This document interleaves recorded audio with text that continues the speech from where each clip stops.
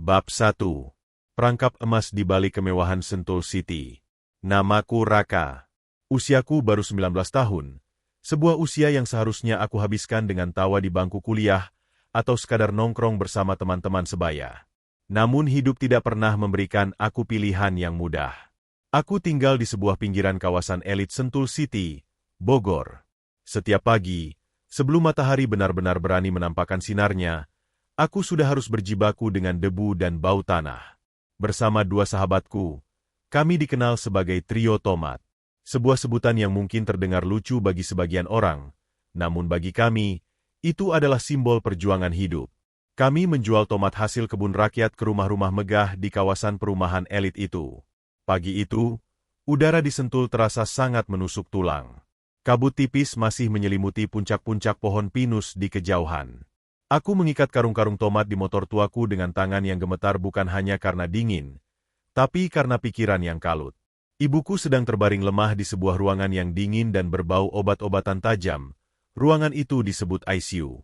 Biayanya sangat mahal. Per detiknya terasa seperti sedang menghitung sisa napas ibuku yang bergantung pada mesin-mesin tua itu. Aku harus mencari uang tambahan, apapun caranya, asalkan halal. Itulah sumpahku pada Allah setiap kali aku bersujud di atas sajadah yang sudah mulai robek di bagian sujudnya. Saat aku sedang menyusuri jalanan aspal yang mulus di klaster Beverly Hills, langkahku terhenti di depan sebuah gerbang hitam menjulang tinggi. Rumah nomor 17 itu tampak begitu anggun sekaligus angkuh. Tiba-tiba, gerbang itu terbuka pelan dan seorang wanita muncul dari sana. Namanya Maya. Dia masih muda, mungkin sekitar 25 tahun, namun aura kekayaan terpancar jelas dari setiap inci tubuhnya. Dia memanggilku, meminta bantuan untuk memindahkan beberapa kotak besar ke dalam rumahnya. Aku setuju tanpa ragu, karena dalam pikiranku hanya ada satu hal, yaitu upah tambahan untuk membayar biaya rumah sakit. Saat aku melangkah masuk ke dalam rumah itu, harum semerbak bunga melati langsung menyambut indera penciumanku. Interior rumahnya sangat mewah, jauh berbeda dengan gubuk yang aku tinggali. Maya menuntunku menuju ruang tengah.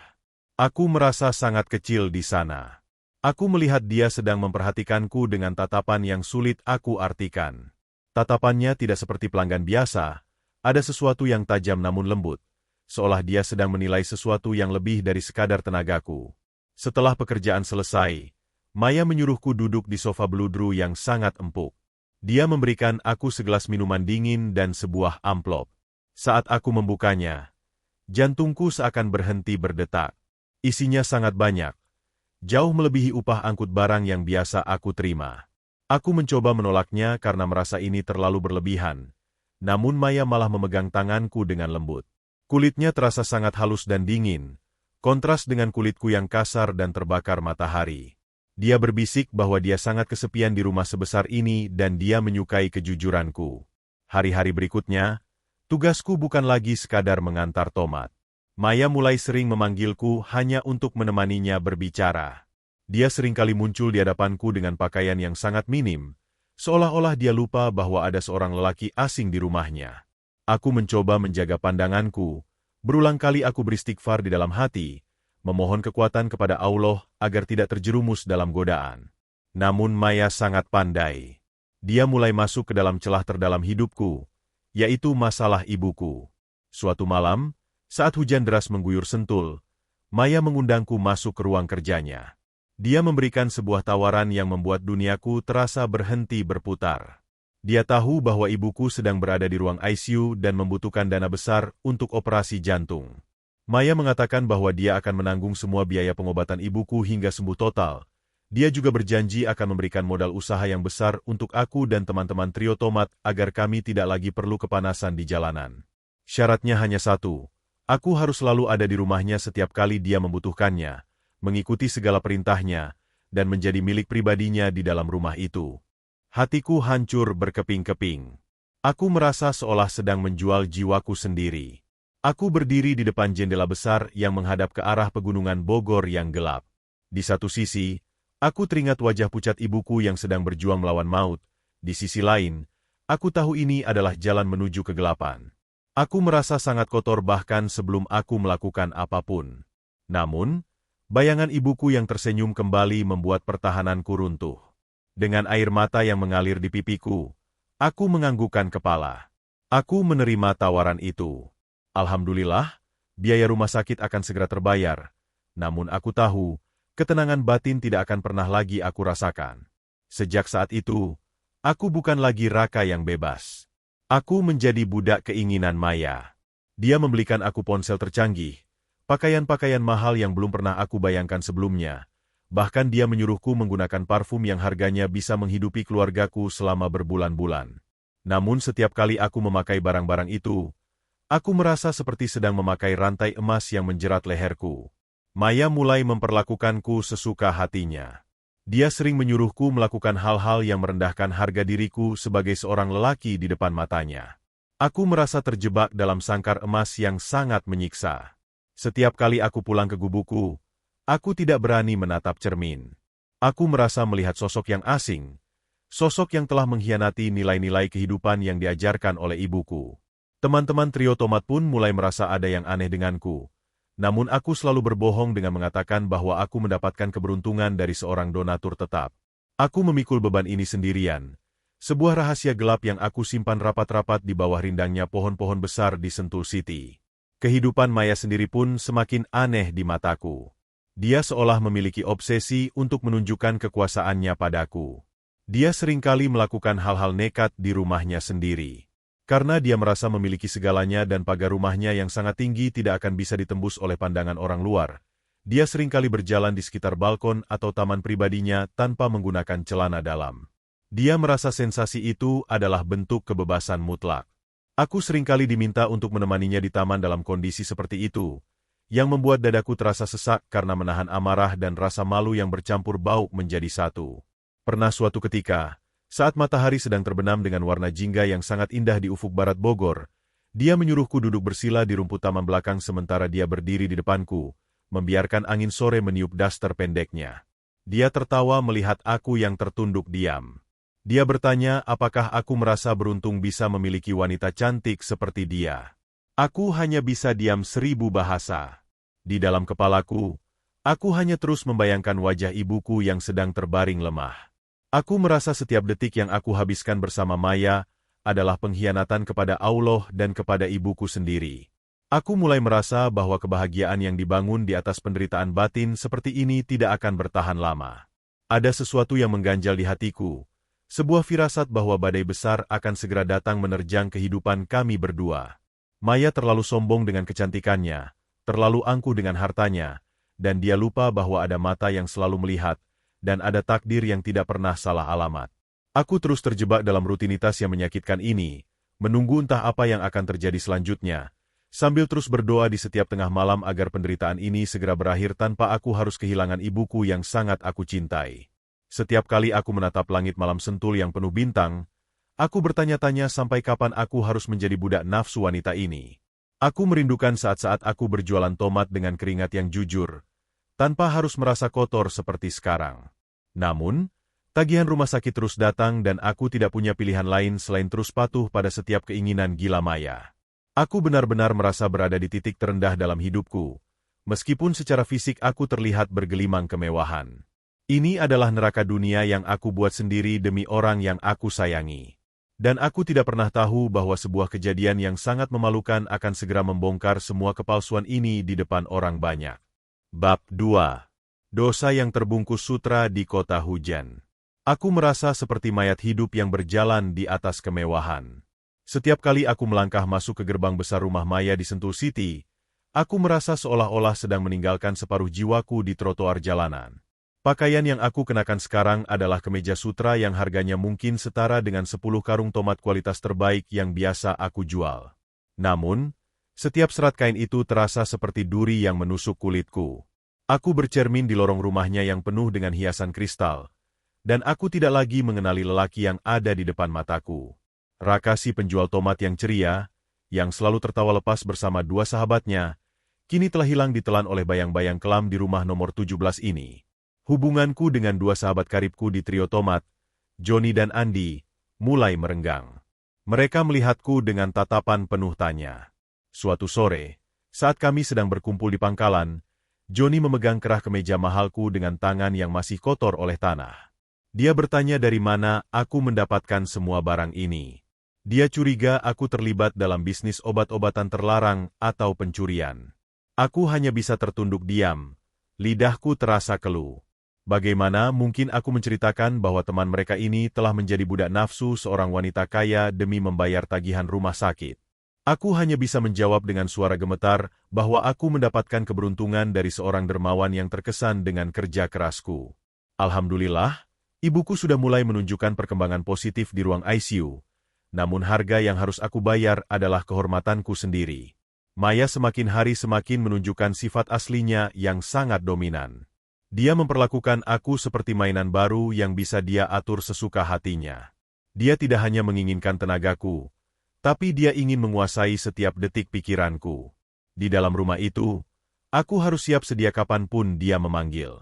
Seringkali, Maya menyuruhku duduk di lantai sementara dia bersantai di sofa panjangnya, menceritakan betapa dia membenci kemunafikan orang-orang kaya di sekitarnya. Dia merasa dengan hartanya, dia bisa menciptakan dunianya sendiri yang bebas dari aturan moral apapun. Disitulah kebiasaan anehnya semakin menjadi-jadi. Dia sangat bangga dengan tubuhnya dan merasa bahwa menggunakan pakaian dalam adalah sebuah belenggu yang tidak perlu bagi wanita sekuat dirinya. Dia sering berkata padaku bahwa dia merasa lebih hidup saat merasakan hembusan angin langsung menyentuh kulitnya di balik daster tipis yang dia kenakan. Dia merasa sangat aman di dalam benteng mewahnya. Karena pagar rumahnya yang menjulang tinggi dan tertutup rapat oleh tanaman merambat, dia merasa tidak akan ada satupun mata manusia yang bisa menembus privasinya. Dia sering berjalan-jalan di taman depan, menyiram bunga, atau bahkan sekadar berdiri di balkon lantai 2 tanpa menggunakan celana dalam. Aku seringkali harus memalingkan wajah karena merasa sangat malu dan berdosa, namun dia malah tertawa mengejekku. Dia bilang bahwa aku terlalu kuno dan harus mulai menikmati kebebasan yang dia tawarkan. Aku hanya bisa mengelus dada dan memohon ampun kepada Allah atas apa yang aku lihat setiap harinya. Penderitaan batinku memuncak ketika suatu malam Maya memaksaku untuk menemaninya makan malam dalam kondisi yang sangat tidak pantas. Dia ingin aku melayaninya layaknya seorang pelayan pribadi tanpa mengenakan baju, sementara dia sendiri hanya mengenakan jubah mandi yang sengaja dibiarkan terbuka. Aku merasa sangat rendah. Air mataku hampir jatuh ke atas piring perak yang aku bawa. Aku membayangkan wajah ibuku yang selalu mengajarkan aku tentang harga diri dan kesopanan. Ibuku selalu bilang bahwa lebih baik hidup miskin tapi bermartabat daripada kaya namun berlumuran dosa. Sekarang, aku melakukan hal yang paling dibenci ibuku demi menyelamatkan nyawa ibuku sendiri. Betapa ironisnya hidup ini. Aku merasa sedang berada di dalam sebuah lingkaran setan yang tidak ada ujungnya. Setiap kali aku mengunjungi ibu di rumah sakit, aku selalu mencuci tanganku berkali-kali di toilet. Aku merasa tanganku kotor, tubuhku kotor, dan uang yang aku gunakan untuk membayar biaya ICU itu terasa sangat berat. Aku bersujud di pojok musola rumah sakit, menangis sejadi-jadinya, memohon agar Allah segera memberikan jalan keluar. Aku takut jika suatu saat rahasia ini terbongkar dan ibuku tahu apa yang dilakukan putranya, dia mungkin akan lebih memilih mati daripada hidup dari uang seperti ini. Namun, Maya selalu tahu cara menarikku kembali. Dia akan mengirimkan pesan singkat berisi foto kwitansi pembayaran rumah sakit yang baru saja dia lunasi, dan itu adalah pengingat bahwa aku masih menjadi miliknya. Sentul City di bulan Januari selalu akrab dengan hujan yang turun hampir setiap sore. Suasana lembab membuat lumut-lumut hijau mulai tumbuh di celah-celah batu marmer yang ada di area luar rumah Maya. Tangga balkon luar yang menghubungkan lantai 2 langsung ke taman depan menjadi sangat licin. Aku sudah berkali-kali mengingatkan Maya agar menyuruh tukang kebun membersihkannya, namun dia selalu mengabaikannya. Dia merasa tangga itu adalah area pribadinya yang jarang dilewati orang lain. Dia sering menggunakan tangga itu untuk turun ke taman secara diam-diam saat dia ingin menikmati udara segar sore hari tanpa harus lewat pintu utama yang besar. Suatu sore, suasana di komplek perumahan Sentul City tampak lebih ramai dari biasanya. Ternyata sedang ada kegiatan warga untuk mengecek saluran drainase di sepanjang jalan utama klaster Beverly Hills karena musim hujan yang ekstrim. Banyak bapak-bapak pengurus RT, petugas keamanan, hingga beberapa ibu-ibu yang ikut memantau di pinggir jalan tepat di depan rumah Maya. Karena pengerjaan itu melibatkan alat berat, pagar rumah Maya yang biasanya tertutup rapat terpaksa dibuka sedikit atas izin petugas keamanan agar mereka bisa mengecek pipa pembuangan yang ada di sudut taman depan. Maya yang saat itu sedang berada di dalam kamar tidak menyadari bahwa pagar rumahnya sedang terbuka dan banyak orang berkumpul tepat di depan taman rumahnya. Aku baru saja tiba di rumah Maya dengan perasaan yang sangat tidak enak. Aku melihat kerumunan warga di depan pagar. Aku berencana untuk segera masuk dan menutup pintu namun, Maya tiba-tiba muncul di balkon lantai 2. Dia melihatku dari atas dan mulai melambaikan tangannya dengan gerakan menggoda. Dia tidak sadar bahwa di bawah sana, tepat di balik tanaman pagar yang agak rendah, puluhan mata warga bisa melihat ke arah rumahnya jika mereka menoleh sedikit saja.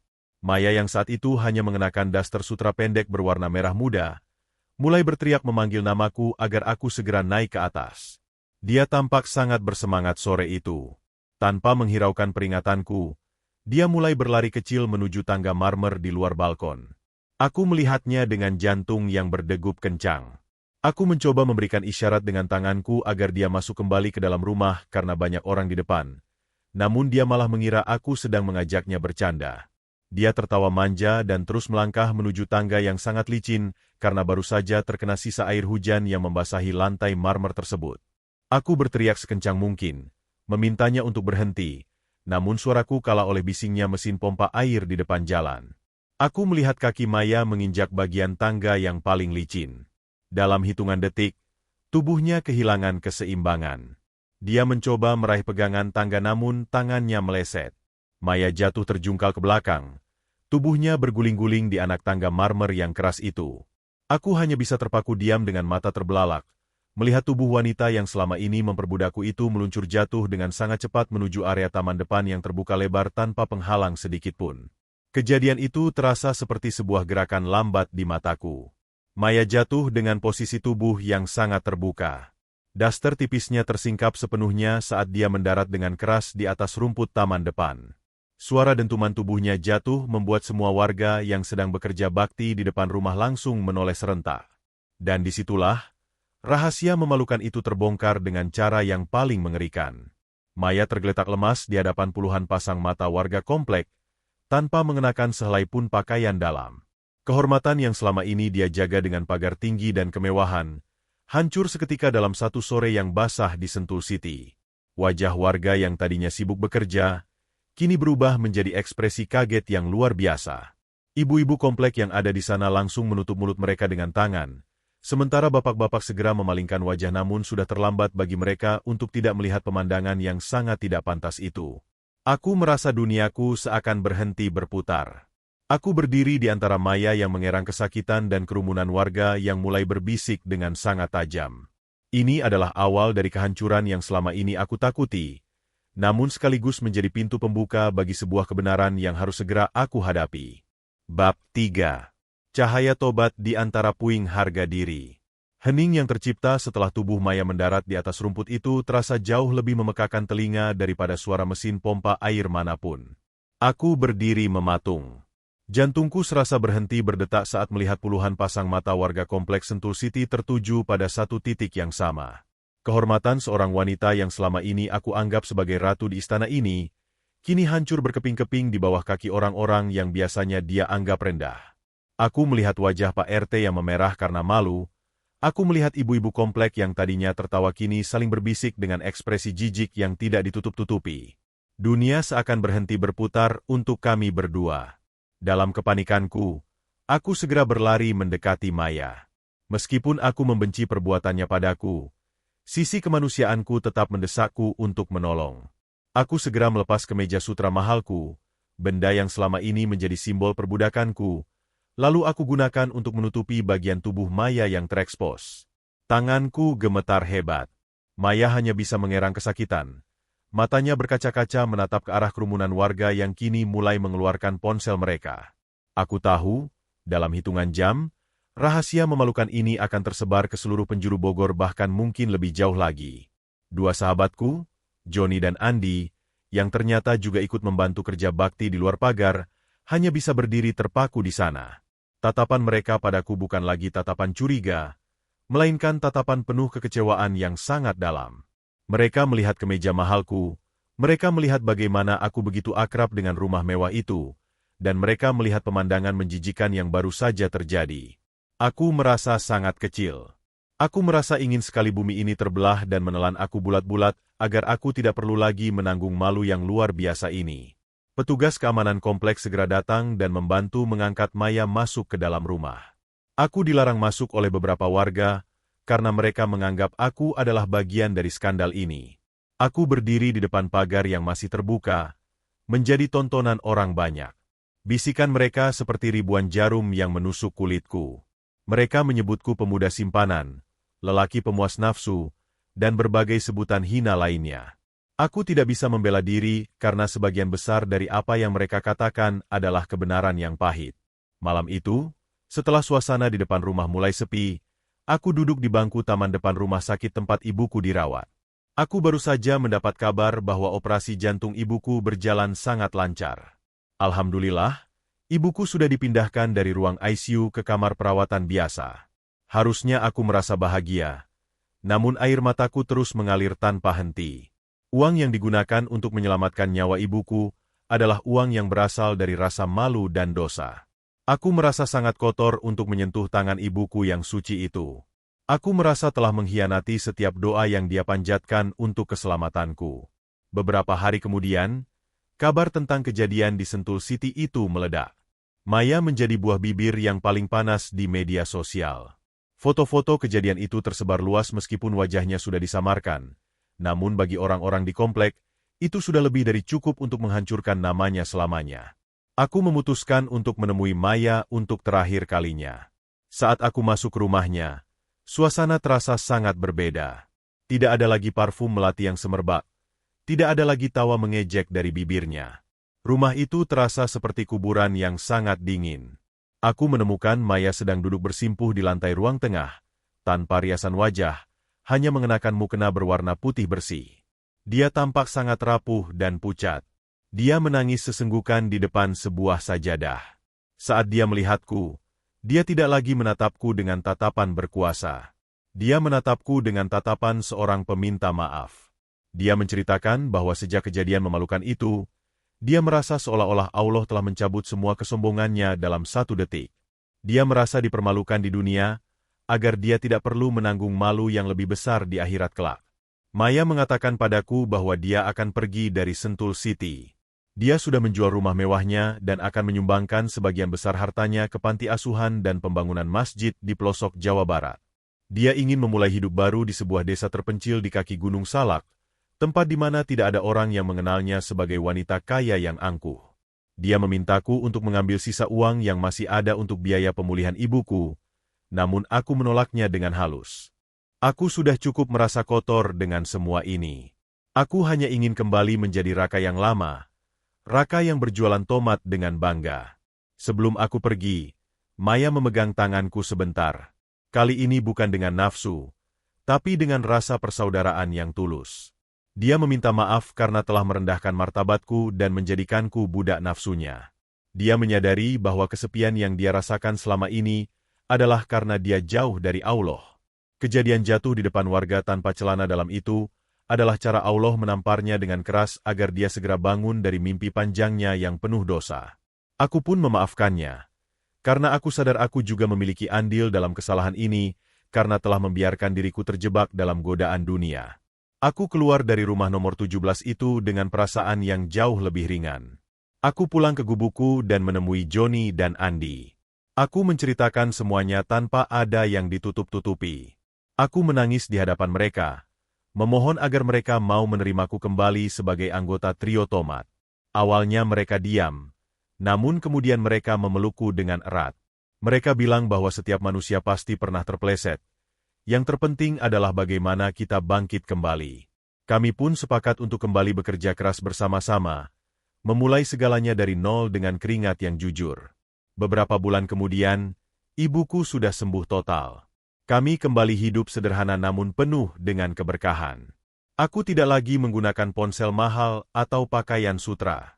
Aku kembali memakai kaos lusuhku dan mendorong gerobak tomat menyusuri jalanan Bogor yang penuh dengan kenangan. Setiap kali aku melewati kawasan Sentul City, aku selalu teringat akan pelajaran berharga yang aku dapatkan di sana. Bahwa harta dan kecantikan adalah ujian yang sangat berat, dan kehormatan adalah sesuatu yang tidak bisa dibeli dengan miliaran rupiah sekalipun. Maya sering mengirimkan kabar melalui surat bahwa dia kini hidup tenang dengan berjualan kerajinan tangan di desa. Dia sudah benar-benar bertobat dan menutup auratnya dengan sempurna. Dia merasa jauh lebih bahagia hidup sederhana namun dengan hati yang tenang daripada hidup mewah namun selalu merasa haus akan perhatian. Dia selalu mengakhiri suratnya dengan ucapan Alhamdulillah, tanda bahwa dia mensyukuri setiap takdir yang telah membawanya kembali ke jalan yang benar. Kisahku ini aku ceritakan bukan untuk membuka aib, melainkan sebagai peringatan bagi siapapun yang mungkin sedang berada di persimpangan jalan seperti aku dahulu. Jangan pernah menukarkan harga diri dan imanmu dengan kemewahan dunia yang hanya sesaat. Allah selalu punya cara yang unik untuk menegur hambanya, terkadang melalui cara yang paling memalukan sekalipun. Namun di balik setiap kejadian, selalu ada hikmah yang luar biasa besar bagi mereka yang mau berpikir dan kembali kepadanya. Kini, setiap kali aku melihat matahari terbenam di balik pegunungan Bogor, aku merasa sangat bersyukur. Aku tidak lagi merasa dikejar-kejar oleh rasa bersalah. Aku bisa menatap mata ibuku dengan penuh kebanggaan, karena aku tahu bahwa makanan yang aku berikan padanya adalah hasil dari kerja keras yang diridek oleh Allah. Pelajaran dari Maya dan rahasia yang terbongkar di Sentul City akan selalu aku simpan sebagai pengingat, bahwa kejujuran adalah mata uang yang berlaku di mana saja, bahkan di hadapan Sang Pencipta. Hidup ini indah jika kita menjalaninya dengan apa adanya, tanpa harus ada kepalsuan dan dosa yang tersembunyi di balik dinding-dinding rumah yang mewah. Sejarah trio tomat akan terus berlanjut, bukan sebagai pemuda yang tergoda kemewahan, melainkan sebagai pejuang hidup yang tahu arti dari sebuah kehormatan. Aku percaya bahwa masa depan yang cerah hanya milik mereka yang berani mengakui kesalahan dan melangkah maju dengan niat yang suci. Segala puji bagi Allah yang telah memberikan aku kesempatan kedua untuk memperbaiki hidupku dan menjaga ibuku hingga hari tuanya kelak dengan cara yang benar. Akhirnya, aku bisa bernapas lega di bawah langit Bogor yang sejuk, tanpa lagi ada beban dosa yang menghimpit dada ini.